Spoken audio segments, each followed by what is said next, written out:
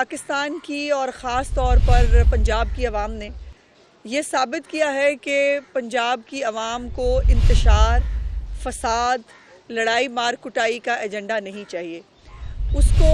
पंजाब की आवाम तरक्की चाहती है, पंजाब की आवाम खुशहाली चाहती है। पंजाब की आवाम जो है वो अपने लिए अपने हालात को बेहतर करने के लिए जो पॉलिटिकल पार्टी और हुकूमत काम करे वो उसको वोट देती है।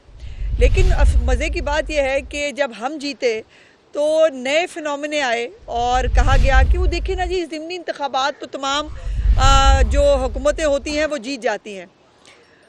अगर ये फिनोमिना दुरुस्त हो तो फिर इमरान खान जब दौरे हुकूमत में था उसको 24 ज़िमनी इलेक्शन मुस्लिम लीग नून ने अपोजिशन में रहते हुए हराए थे। इवन ये कि जो इमरान खान ने 2018 में जो अपनी सीट पेशावर की छोड़ी, एग्जैक्टली इसी तरह 2 महीने बाद उसके हुकूमत में आने के बाद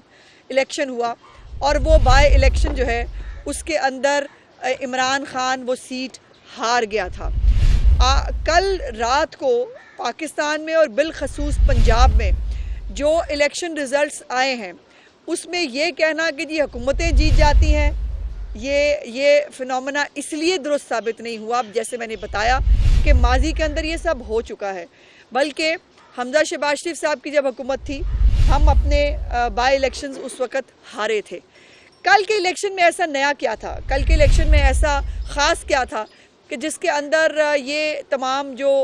माजी के अंदर जो इलेक्शंस हुए हैं उससे मुख्तलिफ रिज़ल्ट्स आए, और वो है मरीम नवाज़ शरीफ। मरीम नवाज़ शरीफ साहिबा की जो 1.5-2 महीने की जो प्रोएक्टिव हुकूमत है, जिस तरह से लोगों ने पंजाब के ख़ास तौर पर लोगों ने उनको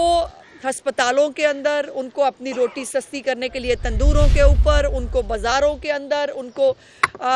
स्कूल्स के अंदर, हर जगह पर जो है वो जब प्रोएक्टिवली काम करते देखा तो उनका ये फ़ैसला बड़ा क्लियर था जो कल रात को उन्होंने ये मैंडेट दिया कि पंजाब के लोगों का मुकद्दर जो है वो तरक्की होना चाहिए। बुज़दार मॉडल ने पहले इस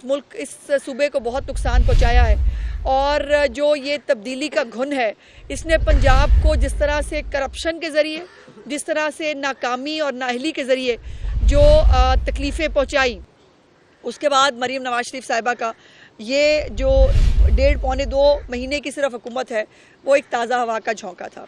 फिर ये भी हमें सुनने को मिला कि जी वो ज़िमनी इंतखाबात जो है ना वो मकबूलियत का पैमाना नहीं होते। जब हम इलेक्शन हार जाएं और दूसरी कोई पार्टी जीत जाए तब वो मकबूलियत का पैमाना होते हैं। लेकिन बहुत सारे हमारे करम फरमा हैं जिनको मैंने कल सुना, उन्होंने कहा जी मकबूलियत का पैमाना ही नहीं होते। अगर ज़िमनी इलेक्शन इमरान खान अपनी 2 महीने की हुकूमत के बाद हार जाए तो वो जो है वो मकबूलियत का पैमाना नहीं होता, लेकिन अगर हम जीत जाएं तो तब भी वो मकबूलियत का पैमाना नहीं होता। ये डबल स्टैंडर्ड्स हैं और ये अनफॉर्चुनेटली हमें देखने को सुनने को मिलते हैं। दूसरी बात यह है कि धांधली का रोना शुरू है। आपने देखा है कि रोना पार्टी जो है, आज से मैंने उसका नाम नया रख दिया है और उसका नाम है रोना पार्टी। उनके मुकद्दर में रोना लिखा है। वो हुकूमत में थे तब भी रोते थे, वो बाहर निकले हैं तब भी रोते हैं, और अब अपने अमाल की बात जो है वो वैसे उनका रोना बनता है। और अब वो फॉर्म 45, 47 का जो तमाशा और बहाना 8 फरवरी को उन्होंने क्रिएट किया था वो भी कल फना फिल्ला हो गया कि जो ये अवाम है उसने पहले भी 8 फरवरी के अंदर एक स्प्लिट मैंडेट दिया जो पाकिस्तान के लिए उतना तो खैर अच्छा मुनासिब साबित नहीं हुआ। एक कोलिशन गवर्नमेंट बनानी पड़ी, लेकिन उसके बाद अब वज़ीर आज़म शहबाज शरीफ साहब हों या वज़ीर आला पंजाब मरीम नवाज़ शरीफ साहिबा हों, वो बिल्कुल तंदही के साथ, वो जाँफशानी के साथ पाकिस्तान की, पंजाब की आवाम के लिए जो है वो काम कर रहे हैं। लेकिन ये जो हमारे सूडो जो इंटेलेक्चुअल्स हैं और ये जो हमारे इनकलाबी हैं, अब उनको अगर लगता है कि जूते पे 804 लिख के जो है वो इनकलाब ले आएंगे तो भाई शौक से ले आओ, जूते पे क्या माथे पे भी लिख लो, उससे क्या फ़र्क पड़ता है। लेकिन इमरान खान ने और ये फसाद पार्टी ने जो नया काम शुरू किया हुआ है, जो इदारों के ख़िलाफ़ ये साजिशें करने से बाज नहीं आते, वो बेशक IMF के खिलाफ जो है वो दफ्तर के बाहर एहतजाज करना हो, पाकिस्तान को जो है वो पैसे मिलने से रोकना हो, वो इदारों के सरबराहों के नाम ले लेकर, अब वो भी आपने देख लिया, वो भी स्टोरी, वो हापिक दिया जी, हापिक दिया और 3 कतरे डाल के दिए। मतलब बड़ा ही पागल था जिसने सरेआम बुशरा बीबी के मोक्कल के सामने 3 कतरे डाले थे, और उसके उस 3 कतरों के ऊपर जिसका अब मेडिकल बोर्ड जो है बाकायदा पूरे तमाम टेस्ट के बाद जो उन्होंने रिपोर्ट दे दी है कि मोहतरमा को जो है वो गैस्ट्रो की शिकायत थी सिर्फ, और उसके ऊपर उन्होंने इदारों के सरबराहों पे भी इल्ज़ाम लगा दिए, मैं छोड़ूंगा नहीं, मैं उसको भी। अच्छा, रस्सी जल गई पर बल नहीं गया, और अभी भी मौसूफ अंदर बैठ कर जो है वो मैं इसको नहीं छोड़ूंगा तो मैं उसको नहीं छोड़ूंगा। मेरा ख्याल है कि जो है ये फितना फसाद पार्टी अपने अमाल पे गौर करे। ये कल का इलेक्शन ये एक ट्रेलर है, ये पंजाब के अवाम का फैसला है कि पंजाब के अवाम को अपने बच्चों के हाथ में पेट्रोल बम नहीं चाहिए। पंजाब के अवाम पाकिस्तान को, पंजाब के शहरों को आग लगाना पसंद नहीं करते। पंजाब के अवाम मरीम नवाज शरीफ की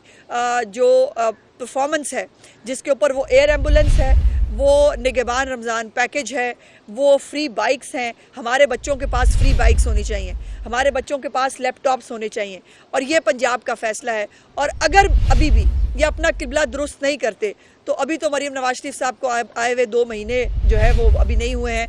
तो आप अंदाज़ा करें कि 6 महीने बाद या 1 साल बाद जो तमाम उनके प्रोजेक्ट्स जब कंप्लीशन के करीब होंगे, तब इस फितना फसाद पार्टी को मुंह छुपाने के लिए भी कहीं नहीं मिलेगा। और अभी भी कभी मजलूमियत कार्ड, कभी रोना कार्ड, कभी जो है वो दुख दर्द कार्ड, कभी जो है वो हार्पिक कार्ड, तो मुख्तलिफ कार्ड जो है वो उनको खेलने पड़ते हैं। लेकिन मुझे फ़ख्र है, मुझे बहुत खुशी है ये कहते हुए कि पंजाब के अवाम ने बिल्कुल दुरुस्त फ़ैसला किया है, और मरीम नवाज शरीफ साहिबा की ये कारकर्दगी ही है जिसकी वजह से इनकी अपनी, हमने अपनी सीटें तो ली सो ली, पीटीआई की अपनी, पीटीआई तो खैर मेरा ख्याल ख़त्म हो चुकी है, तहरीके जो है वो तहरीके फसाद पार्टी जो है उसका अब जो नया नाम है सुन्नी इत्तेहाद तहरीक जो है, वो उन्होंने भी कल घोड़े के ऊपर निशान पे लड़ा, और कल ये भी साबित किया पंजाब के लोगों ने कि घोड़े और गधे जो हैं वो शेर के सामने नहीं टिकते। शेर शेर होता है और गधा और घोड़ा ही रहता है। बहुत बहुत शुक्रिया जी। ये बताइएगा कि जो अपोजिशन पहले जो है वो गंदम के रेट्स पर जो एहतजाज कर रही थी, अब किसानों की जाने से भी जो है वो धरने और एहतजाज की कॉल दी गई है, तो हुकूमत इस हवाले से क्या इक़दाम करेगी? धरने को रोकने के लिए कोई मुज़ाकरात करेगी, या रेट वही रहेगा या उसमें इजाफा किया जाएगा? देखिए, आज जिस टॉपिक पे मैं बात कर रही थी, आपने एक अच्छा ज़िमनी सवाल है, लेकिन ये मैं आपको बता दूं कि आज भी वीट प्रोक्योरमेंट के ऊपर चीफ मिनिस्टर साहबा की आज भी एक मीटिंग शेड्यूल है, और बहुत क्लोजली वो मॉनिटर कर रही हैं वीट प्रोक्योरमेंट के सारे मामले को। और किसानों के अंदर भी भाई, मैंने कई दफ़ा कहा है, 2 ग्रुप्स हैं। एक ग्रुप है वो बाकायदा एक पॉलिटिकल पार्टी ज्वाइन कर चुके हैं, वो बाकायदा हमारे मिनिस्टर साहब के ख़िलाफ़ इलेक्शन भी लड़ चुके हैं, तो उनका तो एक पॉलिटिकल मोटिव है। सो उनको मैं नहीं समझती कि वो किसानों के जो है वो नुमाइंदे हैं, लेकिन बिल्कुल किसानों के साथ हर लेवल के ऊपर जो है वो कोऑर्डिनेशन की जा रही है। आज जैसे मैंने कहा कि आज भी चीफ मिनिस्टर साहबा जो है वो अपनी एक के ऊपर एक मीटिंग कर रही हैं, और एक बहुत बड़ा कॉम्प्रिहेंसिव प्लान जो है किसानों के हवाले से बहुत जल्द इंशाल्लाह चीफ मिनिस्टर साहिबा खुद